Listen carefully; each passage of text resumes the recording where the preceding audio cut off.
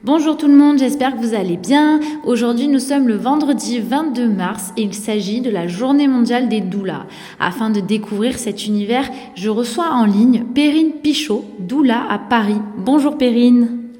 Bonjour Rebecca, merci beaucoup de m'accorder du temps et de l'occasion de venir raconter un peu le métier de doula à Paris et en France surtout. Alors pour commencer, qu'est-ce qu'une doula ? Une doula, c'est une femme qui va accompagner la femme et les couples dans leur parcours de maternité, de la préconception au postpartum en passant par la grossesse et éventuellement l'accouchement. J'accompagne les femmes et les couples de manière émotionnelle, physiquement, sans aucun côté médical. Quelle formation faut-il avoir pour devenir doula ? En France, la profession de doula n'est pas réglementée. Il existe des centres de formation en présentiel ou en ligne. Pour ma part, j'ai choisi un centre de formation au Canada. Comment accompagnes-tu les femmes pendant et après la grossesse ? Quelles sont tes fonctions ? Pendant la grossesse, j'écoute, je guide, j'informe, je soutiens les femmes et les couples. Je suis aussi sophrologue, donc je fais beaucoup de séances de sophrologie lors de mes accompagnements. J'utilise aussi beaucoup le rebozo pendant la grossesse et pendant le postpartum. Quels sont tes principes ou philosophies en matière de soutien à la naissance ? Pour moi, les maîtres mots pour un accompagnement, c'est plutôt la liberté, la confiance, la bienveillance. Je suis à l'écoute des personnes que j'accompagne et je m'adapte en fonction de leurs besoins, de leurs croyances et de leurs souhaits. Comment travailles-tu en collaboration avec les professionnels de la santé, comme les sages-femmes et les obstétriciens ? Alors, je travaille surtout avec des sages-femmes. Elles m'adressent des personnes qui ont envie d'avoir un accompagnement plus holistique, des femmes qui ont des peurs, des angoisses, des appréhensions, qui souhaitent être soutenues, rassurées, qui n'ont pas forcément de famille proche, des femmes aussi qui ont vécu des traumatismes liés à l'accouchement, à leur propre accouchement ou à un accouchement avant. Et aussi, j'accompagne aussi beaucoup les papas, les couples, les coparents dans la maternité.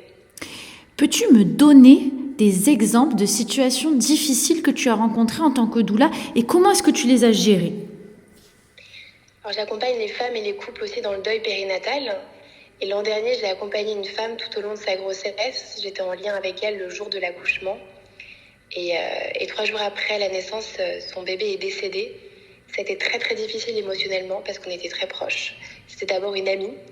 Et ce qui m'a un peu sauvée et ce qui m'a permis de prendre du recul un peu avec le temps, ça a été de parler à d'autres doulas, dont ma meilleure amie qui est sage-femme. Ça m'a vraiment, le fait de parler, de pouvoir extérioriser m'a permis d'avancer, de prendre de la distance émotionnellement parlant. Ouais, j'imagine que ça doit être très très très difficile. Comment restes-tu disponible pour les femmes avant l'accouchement si elles ont des questions ou des préoccupations ? Alors, je reste disponible sur WhatsApp à peu près 6 jours sur 7 pour répondre aux questions et les soutenir, avec des petits messages, des voice notes. Et généralement, quand elles ont beaucoup de questions, on se voit, on fait des visios. Te rends-tu à des visites prénatales avec tes patientes et leurs partenaires ainsi que des visites postnatales ? Je fais des visites à domicile lors du postpartum et pendant la grossesse, mais généralement je ne vais pas avec elle aux rendez-vous médicaux, sauf si la maman est solo par exemple et que la personne pour faire garder son bébé pour une rééducation du périnée et qu'elle veut prendre ce temps, là à ce moment-là je peux l'accompagner, mais généralement je reste plutôt disponible que pour la maman. Quels sont tes sentiments sur les interventions médicales pendant le travail ? J'ai pas vraiment d'avis sur cette question. Tous les accouchements sont tellement différents et chaque femme a un désir d'enfantement idéal. La seule chose que j'observe, c'est un manque de communication généralement dans les grandes structures, peut-être par faute de personnel. Donc les femmes ne sont pas toujours au courant du champ des possibilités qui peuvent s'offrir à elles, mais je n'ai pas vraiment d'avis sur cette question. Comment gères-tu les situations où les désirs de la mère et les recommandations médicales peuvent entrer en conflit ? Cela peut arriver qu'une femme se retrouve face à des professionnels qui n'acceptent pas leur choix ou tentent de les contredire. Et je pense que les femmes prennent de plus en plus conscience de leur corps, de leur choix, qu'elles sont vraiment gardiennes de leur accouchement.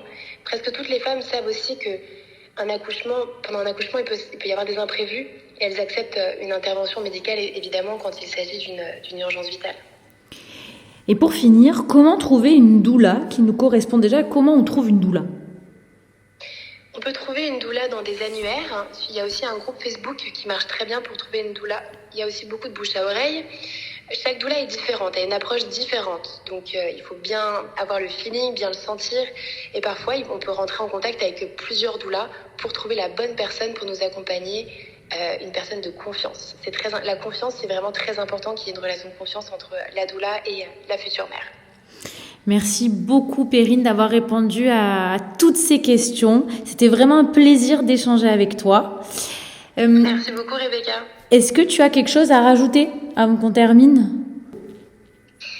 J'aimerais énormément que la profession de doula soit mieux reconnue, plus reconnue, et que les femmes sachent qu'il existe des doulas pour les accompagner, en plus de l'accompagnement médical proposé par les professionnels de santé.